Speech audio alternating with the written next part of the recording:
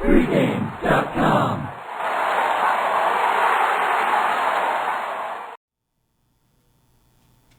I'm Vegas Runner, here with Scott Spreitzer. Sweet 16 time, baby. Just 16 teams left in the big dance. Couple Cinderellas went home already, but Louisville, Michigan State, this is a big one. You got the number 4 seed against a number 1 seed. Odds makers brought this line out. Michigan State minus 4.5, 124. Hasn't budged. Still sitting at 4.5, 125. I saw 5 out there at a spot or two, but primarily not much movement in this game. Books expecting balanced action. These two teams are extremely similar if you look at statistics. They met 3 years ago in the Final Four. On the Michigan State side, they do have 2 players that did play in that game. As far as Louisville is concerned, they only got 1 kid by the name of Jared Swoopshire that was there. He don't play now. He didn't play then. So it's a whole new game for them. But Michigan State, they do have 2 of their studs, Green and Thornton, that were around for that game. You think that holds an edge? Well, I'll tell you what. I'll get to that question in just a moment. Back in December, and I write these articles every week in college basketball throughout the regular season where I have the most overrated top 25 team, in my opinion, of the week, the most underrated top 25 team of the week, and then a team outside of the top 25 that I feel should be in the rankings. And back in December twice, I had Louisville as my most overrated team, top 25 team, and at the time, I think they were ranked 3rd in the nation. And I had written about the fact that they were shallow as far as their bench was concerned. They're going with 5 and 6 guys for the most part, and that they played kind of a soft schedule headed into a game against Georgetown. And said also, though, that while I thought they were overrated in the top 5 and probably should be in that 15 to 18 range at the time, that it was a team that was solid enough to, if they found a couple of role players off the bench, that they could make a real strong run in the tournament. They lost 4 of their next 5 games. It felt pretty good to be right on this team, and we were kind of ahead of the odds maker. And I spoke about this back in December when I first started with pregame, made a little money going against Louisville, but they have come around. They've gotten deep into the tourney. One of the main reasons, though, is, of course, their point guard. You're talking about Peyton Silva, who was really struggling back then. He had a real nice start VR. Most of the last 5 or 6 games during this win streak. Wasn't so hot from the floor against New Mexico, but did other things well. But to answer your question, I really think that if it gives anybody an advantage, obviously Michigan State's bigs. You talk about Green, knowing what he has to do against what Louisville likes to do. Rick Pitino hasn't changed his style. At all. Exactly. So you know what you're going to get. And obviously you know what you're going to get when you go up against Tom Izzo. But the thing about Izzo that's different now is a lot of people mistake this team as being nothing but a defensive basketball team that's looking to slow things down. It's quite the contrary. They're a great defensive team, physical as hell, as they've always been, but they can also score points. I agree. I think that's the biggest advantage is on the offensive side for Michigan State, because defensively, you're looking at 2 of the best defensive teams left in the tournament.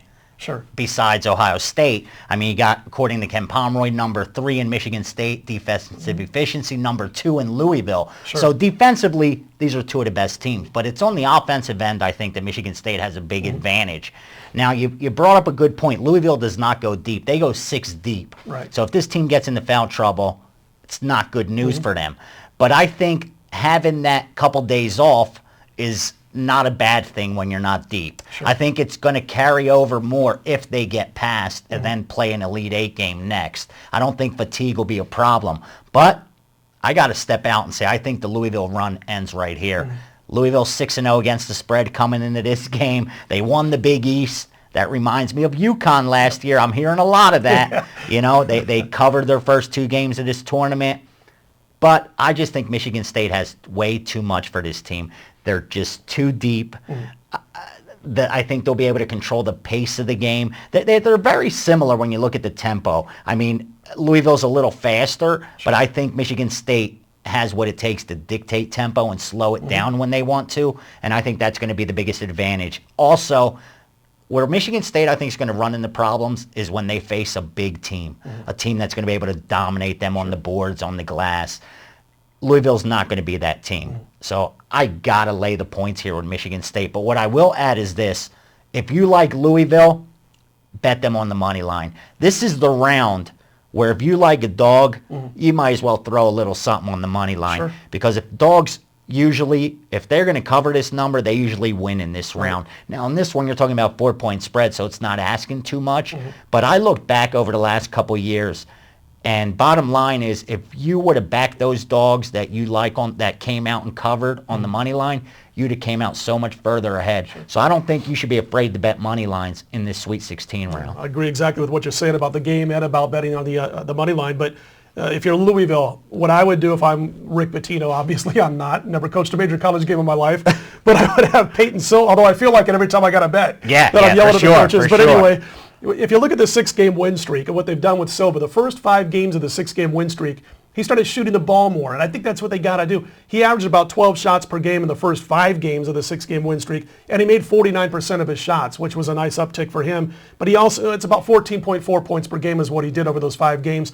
And in the last 6 games of the win streak, he's got 34 assists. So he's become much more the playmaker and the coach on the floor, and that's what they need out of Silva. In fact, I'd have this kid shooting the basketball early on to try to get him into the flow of the game, at least his shot. He didn't shoot that many shots against New Mexico.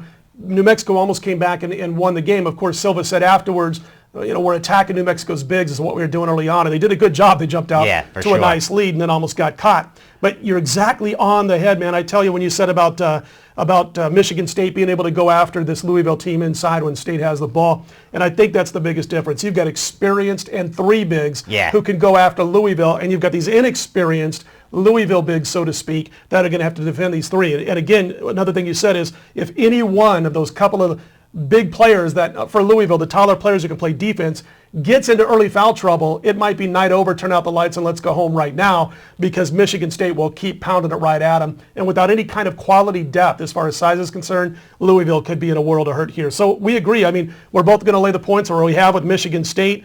One thing that I noticed from that New Mexico game, Russ Smith had that huge game for Louisville. He was perfect from area code 3. We're talking about a 29% three-point shooter. Right. Guy who scores 17 points. When you see things like that, you just don't see it happen in 2 games in a row. Now, this is going to the extreme because obviously they're nowhere near the ballpark of a Louisville team. But that's why one of the reasons we both went against Norfolk State this past weekend in their 2nd game when they played Florida. Because when you all of a sudden have guys that are hitting 25, 30, 31% from three-point land, and now they're hitting 45, 50, 52%, they don't usually do that in back-to-back games. They haven't done it for most of their careers. That's why they're a 29% shooter. That's why they average 7 or 8 points per game. So if Russ Smith or one of these so-called role players for Louisville who hasn't made a big statement for Louisville all season long doesn't come up to the forefront, I just don't think they're going to be able to beat Michigan State. I agree with you 100%. So we're both going to back Michigan State in this one, lay the points with the Spartans. I see no reason to get down early. I don't think we'll see much line movement here, but it may settle at 5. Right now it's at 4.5. That's where I'm going to get my money down on. So Michigan State it is. Me and Scott both like the Spartans to advance to the Elite 8. We'll be back with another big game, Xavier, Baylor on Friday, and then some NBA. Don't forget, go to pregamevideos.com. All our videos and, of course, notes from the handicappers and discussion on all these games.